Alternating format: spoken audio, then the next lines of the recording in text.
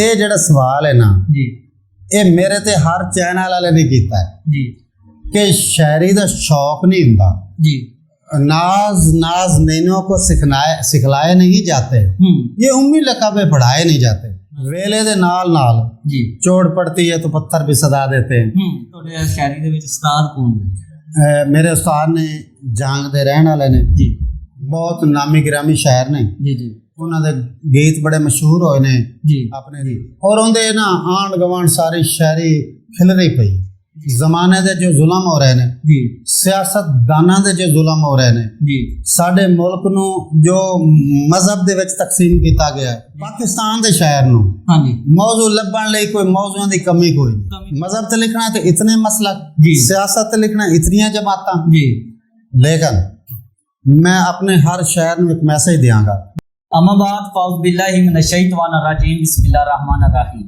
मियां कसूर मान साहब फरमांदे ने ਉਹ ਜਿਹਦੀ ਅੱਖ ਲੜੇ ਉਹ ਜਾਣਦਾ ਹੈ ਉਹ ਜਿਹਦੀ ਅੱਖ ਲੜੇ ਉਹ ਜਾਣਦਾ ਹੈ ਅੱਖਾਂ ਲੜਨ ਵਿੱਚ ਕਿੰਨਾ ਸਰੂਰ ਹੁੰਦਾ ਵਾਹ ਇਹ ਖੁਸ਼ਕ ਦਿਲ ਰਮਜ਼ ਨੂੰ ਕੀ ਜਾਣਦਾ ਹੈ ਜਾਣੇ ਉਹ ਜੋ ਕਲਬੇ ਹਜ਼ੂਰ ਹੁੰਦਾ ਤਾਂ ਹੀ ਸੜਦਾ ਹੈ ਪਰਵਾਨਾ ਸ਼ਮਾ ਉੱਤੇ ਸੜਨ ਵਿੱਚ ਵੀ ਮਜ਼ਾ ਜ਼ਰੂਰ ਹੁੰਦਾ ਉਸ ਤੋਂ ਸੜੇ ਕਸੂਰ ਮੰਦਾ ਤੇ ਸਾਹ ਹੁੰਦਾ ਹੈ ਸਾਡੇ ਢਿੱਡੋਂ ਤਾਂ ਨਜ਼ਰੇ ਮਨਜ਼ੂਰ ਹੁੰਦਾ ਓਏ ਹੋਏ ਕੀ ਬਾਤ ਮੈਨੂੰ ਕਹਿੰਦੇ ਨੇ ਮੁਹੰਮਦ ਆਕਬ ਗੁੱਜਰ ਤੇ ਤੁਸੀਂ ਵੇਖ ਰਹੇ ਹੋ ਯਾਰਾਂ ਦੇ ਸ਼ੌਕ ਚੈਨਲ ਵੈਲਕਮ ਟੂ ਯਾਰਾਂ ਦੇ ਸ਼ੌਕ ਤੇ ਸਭ ਤੋਂ ਪਹਿਲਾਂ ਸਾਡੀ ਤਰਫੋਂ ਸਾਰੇ ਵੇਖਣ ਵਾਲਿਆਂ ਨੂੰ ਅਸਲਾਮ ਵਾਲੇਕਮ। ਅਸੀਂ ਉਮੀਦ ਕਰਾਂਗੇ ਤੁਸੀਂ ਸਭ ਠੀਕ ਠਾਕ ਹੋਵੋਗੇ, ਰਾਜ਼ੀ-ਬਾਜ਼ੀ ਹੋਵੋਗੇ। ਤੇ ਅੱਜ ਸਾਡੇ ਨਾਲ ਜਿਹੜੀ ਸ਼ਖਸੀਅਤ ਮੌਜੂਦ ਹੈ ਉਹ ਕਿਸੇ ਤਾਰਫ ਦੀ ਮੁਤਾਜ ਨਹੀਂ, ਸਾਡੇ ਇਲਾਕਾ ਪੀਰ ਮਲ ਦੀ ਸ਼ਾਨ ਕਾਸਮ ਕਾਲੂਆਣਾ ਸਾਹਿਬ ਸਾਡੇ ਨਾਲ ਮੌਜੂਦ ਨੇ। ਇਹਨਾਂ ਨੇ ਸਾਨੂੰ ਆਪਣੇ ਕੀਮਤੀ ਵਕਤ ਦੇ ਵਿੱਚੋਂ ਟਾਈਮ ਦਿੱਤਾ ਤੇ ਅਸੀਂ ਅੱਜ ਇਹਨਾਂ ਨਾਲ ਗੱਪਸ਼ਪ ਲਾਵਾਂਗੇ, ਇਹਨਾਂ ਦੀ ਜ਼ਿੰਦਗੀ ਦੇ ਬਾਰੇ ਪੁੱਛਾਂਗੇ ਤੇ ਇਹਨਾਂ ਦਾ ਜਿਹੜਾ ਸ਼ੌਕ ਹੈ ਸ਼ਾਇਰੀ ਉਹਦੇ ਬਾਰੇ ਗੱਲਬਾਤ ਕਰਾਂਗੇ। ਤੇ ਆਜੋ ਗੱਲਬਾਤ ਸ਼ੁਰੂ ਕਰਦੇ ਹਾਂ ਕਾਸਮ ਕਾਲੂਆਣਾ ਸਾਹਿਬ ਦਾ। अस्सलाम वालेकुम सर। वालेकुम बहुत सर की हाल चाल ठीक ठाक हो करम सर सब तो पहले ਅਸੀਂ ਤੁਹਾਡੇ ਮਸ਼ਕੂਰ ਹਾਂ ਕਿ ਤੁਸੀਂ ਸਾਨੂੰ ਆਪਣੇ ਕੀਮਤੀ ਵਕਤ ਦੇ ਵਿੱਚੋਂ ਟਾਈਮ ਦਿੱਤਾ।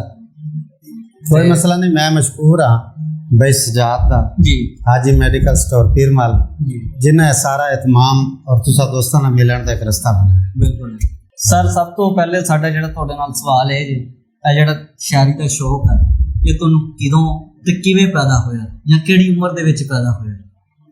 भाईजान बड़ा औतरा सवाल है जी ये जड़ा सवाल है ना जी ये मेरे ते हर चैनल वाले ने किया है जी लेकिन मेरा एक ही जवाब है जी कि शायरी दा शौक नहीं हुंदा, जी शायर पैदाइशी तौर ते शायर हुंदा है। बिल्कुल एक गॉड गिफ्टेड चीज़ है जी और नाज नैनों को सिखलाए नहीं जाते, ये उम्मी लकाबे पढ़ाए नहीं जाते। बिल्कुल ये बंदे दे विच एक अल्लाह ताला ने एक सिम पाई है, जी कोई कितना भी पढ़ लवे वो शेर नहीं कह सकता। इसी तरह ठीक है, गॉड गिफ्टेड चीज़ है। जी वेले दे नाल जी चोट पड़ती है तो पत्थर भी सदा देते हैं।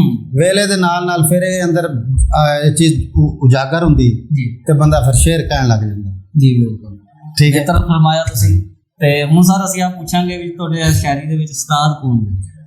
मेरे उस्ताद ने जंग दे रहने वाले ने जी मखदूम रब निवाज हाशमी बिल्कुल जी बहुत नामी गिरामी शायर ने। जी जी उन्होंने गीत बड़े मशहूर होए ने जी अपने रेडियो ते जी मुख्तलिफ टेपां च। जी बिल्कुल मैं तू सोच वाला फुल मैं नहीं तोड़े मेरियां बाहें कड़कन जे मैं तेरे तोड़े, मतलब बड़े मशहूर गीतां दे खालिक बड़े मशहूर शायरी दे वो मेरे उस्ताद ने जी जी और अज उन्हां दी वजह तो मैं इंजा ਸਹੀ।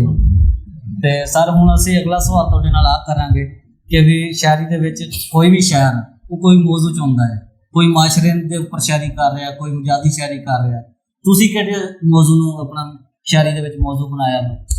जी मेरे ख्याल च शायर दी जिहड़ी अख है जी। वो कैमरा है जी और उहदे ना आंड गवांड सारी शायरी खिल रही पई जी वो जिस चीज़ नूं पिक कर लवे वही शायरी। मतलब जमाने दे जो जुल्म हो रहे ने जी सियासतदानां दे जो जुल्म हो रहे ने जी साडे मुल्क नूं जो मजहब दे विच तकसीम किया गया है। जी बिल्कुल ठीक है, जी मतलब मसलक जी मेरे ख्याल च पाकिस्तान दे शायर नूं हाँ जी मौजू लभण लई कोई मौजूआं दी कमी कोई नहीं। कमी कोई नहीं।